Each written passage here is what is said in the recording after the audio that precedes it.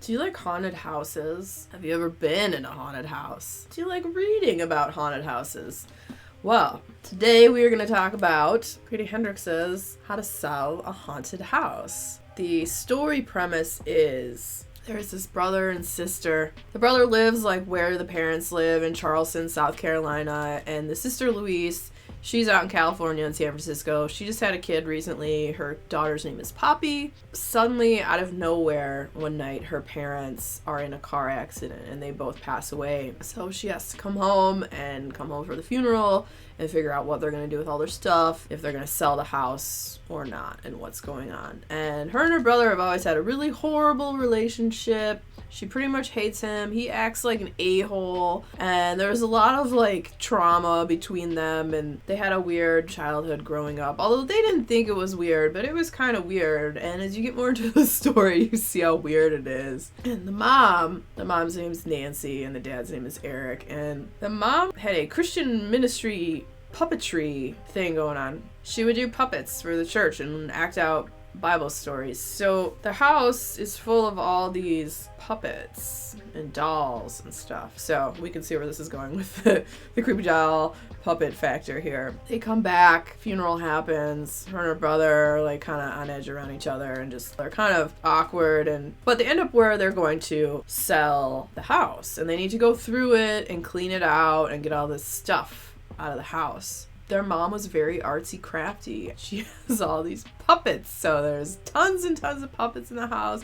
And there's all these dolls in the living room. And they're really creepy. And there's this nativity scene of these taxidermy dead squirrels that are sitting up in the living room on a cabinet. And Louise goes in there because she wants to start clearing stuff out of the house. Her and her brother had a big fight before this happened because he was just going to have these guys come in who were going to like shove everything out, push it out, throw it in dumpsters. And Louise is like, what the heck? You're just throwing all our parents' crap away, not even going through it, and this, that, and the other. So she's kind of all pissed off, and she wins the fight, sort of, and is like, no, we're going to go through this stuff, and then they can come after and figure that out and get all the crap out, but there might be, valuable stuff. So she goes in, and when she comes in, the TV is on, there's her dad's cane is on the floor, her mom's purse is on the counter, and she thought that was a little weird, and everything's just kind of, it's weird because they're gone, and it's like, why did she leave the purse on the counter? Why was her dad's cane on the floor? Why had they rushed out of the house in the middle of the night? So anyways, she goes and she starts going through the rooms and the stuff, and it's weird, and it's sad, and she's having all these different feelings. Then she goes back to the living room and she turned off the TV and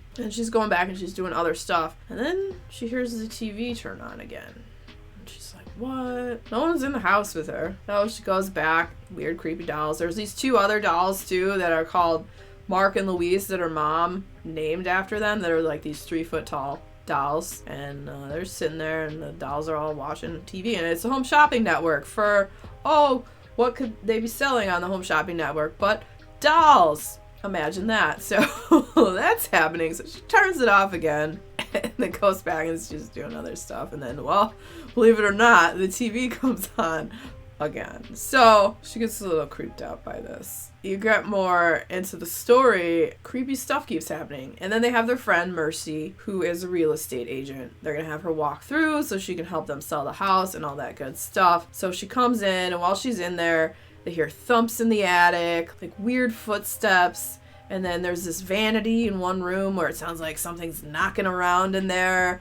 The sister Louise, she tries to ignore it and pretends it's not really happening. And they go out to the garage where the brother's putzing around doing stuff in there. Her and Mercy had chatted, and she's like, oh, Mercy doesn't seem to think anything's going on. And she's like, I'm not going to sell your house. You need to get this taken care of. There's something weird. There's a bad vibe going on. She's like, something's in your attic, this, that, and the other. And the sister's like, oh, it's just pipes and this and that. She's like, no, your house is haunted.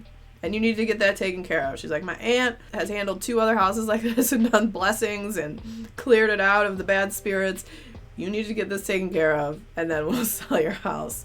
And Louise is in like full-on denial this whole time. She refuses to believe that any of this is actually happening. Stuff starts happening, like the dolls. They start moving around in the house and being in rooms where they weren't before, and things just start getting super creepy. I'm not creeped out by a ton of stuff, but creepy dolls, it creeps me out so much. Dolls are weird, you know, those weird lifeless eyes that stare at you. And we don't really have any here, but we do have some action figures. I start thinking about that. We have like Ash from Evil Dead. It's pretty big. The brain starts to think about, like, what if my action figures, weird things started coming alive? Like, what, I don't know, like cute red panda. What's he gonna do? Bite me in my ankle or something? I don't, maybe. He could if he comes alive, hopefully. We'll just pour positive energy into it. No murderous stuffed animals, please and thank you. It's about the trauma of losing your parents. It's about this trying to mend this brother-sister relationship that's so far just destroyed, and horrible things happen in their past that come out. The sister didn't remember, and then she remembers it, and it's very traumatic. And it's about how they try to heal the relationship, and there's just messed up stuff that happens with these creepy dolls and these creepy puppets. It was a super fun read. I really enjoyed it. It took a hot minute for me to get into it, though. The first few chapters, I honestly was kind of slugging through it, but after the first few, I read this book in 2 days. It's pretty big. It had over 400 pages. It was goofy, it was funny, it was heartwarming. The brother-sister dynamic, do they heal their relationship? It was pretty effed up. I really enjoyed this. This is the second Grady Hendrix book I've read.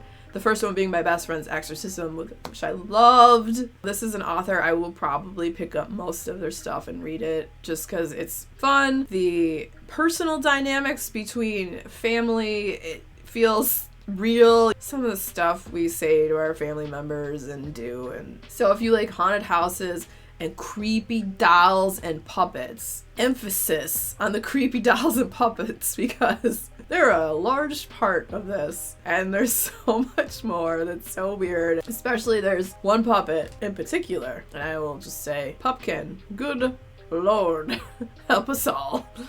So if you like books about creepy dolls and that has, you know, heartfelt family sentiment and weird messed up stuff, How to Sell a Haunted House by Grady Hendrix might just be for you. And if you're a fan of books about haunted houses, the next video coming up will be another book about a haunted house, so stick around and check it out.